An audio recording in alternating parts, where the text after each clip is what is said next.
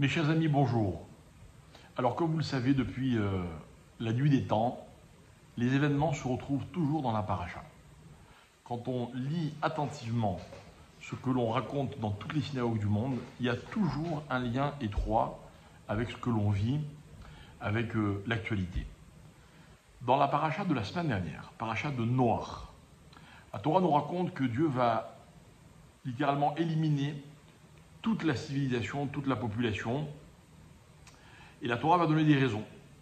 Et notamment, elle va dire « Vatimale haaretz Hamas ». La terre a été remplie de Hamas. Hamas. C'est quoi Hamas? Alors Rashi explique et il dit « Hamas, c'est le vol ». Donc apparemment, le monde a été détruit parce qu'il y avait trop de vols dans le monde. Juste après, la Torah continue, elle dit que Dieu a dit, je cite le verset, « Ketz kol basar ba lefanai ». C'est-à-dire, littéralement, la fin de l'humanité est arrivée. Je ne peux plus les supporter, il y a trop de mal dans le monde, on va devoir les détruire. Ketz kol basar, et Rashi, toujours le même Rashi, explique qu'en fait, il y avait dans le monde trop d'immoralité et trop d'idolâtrie. Donc on a le vol, l'immoralité, l'idolâtrie. Mais que veut dire? Quel rapport entre ces trois notions? D'accord? C'est qu'est-ce qu'elles cachent en profondeur? Je saute quelques versets pour arriver à la paracha que nous allons lire demain, enfin Shabbat prochain, dans toutes les synagogues, qui est la paracha de Lech Lecha. Dans la paracha de Lech Lecha, la Torah raconte l'histoire d'Abraham, qui va partir d'un endroit, arriver ailleurs, il y a des guerres, etc. Dieu lui fait des promesses, et Abraham est triste, et il dit à Dieu, mais j'ai pas de descendants. Donc tout ce que tu me promets, à quoi ça va me servir? Là-dessus, la Torah nous raconte que Sarah, l'épouse d'Abraham, propose à Abraham d'épouser sa servante afin qu'ensemble ils aient un enfant, pour qu'Abraham ait une descendance.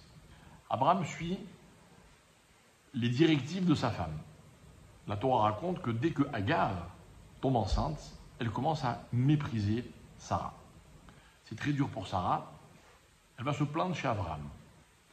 Et elle va raconter la colère qu'elle ressent par rapport à la situation et qui est dirigée dans les propos de Sarah contre son mari Abraham. Ça, c'est connu. Quand ça ne va pas, c'est toujours de la faute de sa femme ou de son mari.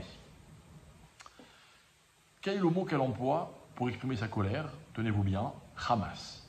Et elle va lui dire Hamasi Alecha. Rashi explique, c'était quoi la colère de Sarah? Question légitime. C'est Sarah qui a dit à Abraham, épouse ma servante. Pourquoi elle en veut Abraham? Elle va lui dire deux choses. Elle va dire, premièrement, quand tu as prié pour avoir un enfant, tu as prié pour que toi, tu aies un enfant. Si tu avais prié pour que nous ayons un enfant, on l'aurait eu ensemble. Deuxième plainte, raison de la colère de Sarah, elle dit, et ça c'est toujours Rashi, elle dit, quand on me méprise, tu ne prends pas ma défense.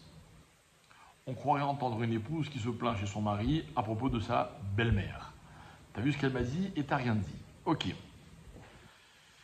Donc c'est très fort. Sarah, on ne parle pas de petits couples que nous connaissons tous, ou que nous avons été, ou que nous sommes. On parle du patriarche Abraham et de la matriarche Sarah, des géants. De quoi est-ce que l'on parle? Et en fait, Sarah fait un reproche à Abraham. Elle lui dit, tu vois, je ne me suis pas suffisamment sentie importante. Tu ne m'as pas défendu, tu n'as pas prié pour moi. Et c'est vrai que dans l'histoire des relations humaines, et surtout les relations dans les couples, le mot-clé, c'est l'importance. De donner à l'autre l'impression qu'il est important. Pour ça, il faut d'abord ressentir qu'il est important. Quand on donne à l'autre de l'importance, tout est possible. On peut tout arranger, rien n'est grave. Il y a des couples qui sont capables de passer des moments difficiles, mais ils les traversent.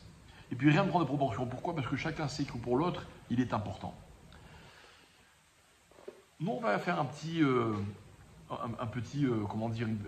une petite synthèse. Le vol, c'est quoi le vol? Alors, il y a deux explications sur le vol. Soit c'est que l'autre, la propriété de l'autre n'est pas importante, je m'approprie ce que je veux. Soit que dans la vie, le voleur est celui qui croit, qui considère qu'il n'a jamais assez, que ce qu'il a ne lui suffit pas. Donc, il va s'approprier ce qui ne lui appartient pas. L'immoralité, c'est la même chose. L'immoralité, c'est celui qui est hanté par une tentation, une envie qu'il ne peut réfréner. Mais si c'est immoral, c'est que cette envie n'était pas véritablement un besoin. Il n'a pas donné d'importance suffisante à ce qu'il possédait, il avait envie d'autre chose. Qu'est-ce que c'est que l'idolâtrie de nos jours? Ce n'est plus de se prosterner devant une idole ou un morceau de bois. L'idolâtrie aujourd'hui, c'est de ne pas accorder à Dieu l'importance qui est la sienne et d'accorder cette importance à d'autres choses. Vous avez des gens pour qui, dans la vie, il y a des choses importantes. Si c'est leur argent, leur corps, ce que vous voulez, leur fierté, plus important que tout. Or, en fait, il n'y a rien de plus important que Dieu.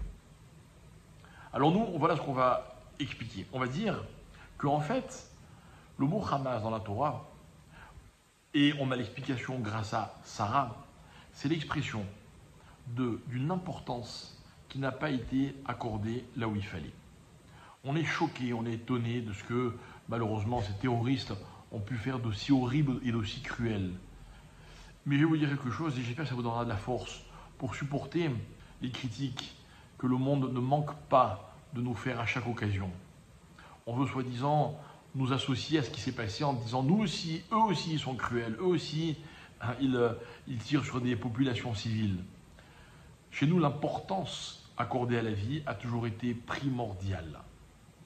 L'importance de ce qu'on appelle en hébreu Tselem Enoch ou Tselem Elohim, c'est l'image de l'homme, l'image de Dieu. Ça a été pour nous toujours un fondement. Malheureusement, on a affaire à des hommes pour qui la vie n'est pas importante, pour qui l'image de l'homme ou l'image de Dieu n'est pas importante. Donc on peut faire n'importe quoi avec autrui. Nous, on n'a jamais fait n'importe quoi, même pas avec nos ennemis. On se défend, des fois c'est nécessaire, mais on sait rester nous-mêmes. Ça a été la grande force, toujours, du peuple juif. Et aujourd'hui encore plus que jamais. Ça, mes chers amis, c'est la définition que la Torah donne au mot Hamas. Ce Hamas, il faut lutter contre l'idée que je viens de vous expliquer. Et je terminerai en disant, en vous rappelant ce midrash incroyable dans lequel on nous raconte que lorsque Dieu est venu dire à Noé, viens, monte dans l'arche, je vais te sauver. Noé a dit non, je ne veux pas monter, moi aussi je mérite de mourir comme les autres. Et Dieu lui demande, mais qu'est-ce que tu as fait? Tu n'as rien fait toi? Il dit, si, j'ai pas prié pour eux. Et nos commentateurs vont avoir un petit mot, ils vont dire en fait, il n'a pas donné d'importance à ses frères. C'est vrai que des fois on se critique, parce que peut-être qu'on peut critiquer ceux qui ne sont pas comme nous, qui ont des défauts, on ne doit pas critiquer les autres, parce qu'ils doivent être importants pour nous. Et quand quelqu'un est important et qu'il a un défaut, ou qu'il a un problème, eh ben on prie Hachem, pour que Dieu l'aide dans son problème. Et pour vous donner un exemple, quand malheureusement, dans le peuple juif ou en Israël, il y a des conflits, des désaccords, je parle entre nous, eh bien peut-être que nous devons être conscients que notre rôle, c'est d'abord de prier pour les autres. Alors peut-être que ça n'a pas été fait suffisamment, peut-être que c'est à cause de ça que ce concept qui s'appelle Hamas s'est attaqué à nous, mais comme je l'ai déjà dit, je le répète, si on montre à Hachem qu'on a compris le message, et qu'aujourd'hui, vraiment, ce qui ressort de tout ça, c'est que chaque juif est important pour tous les autres juifs. Alors je suis sûr qu'il comprendra que la leçon a été comprise et que tout peut s'arrêter et que de ce mal terrible sortira, je suis sûr, que du bien.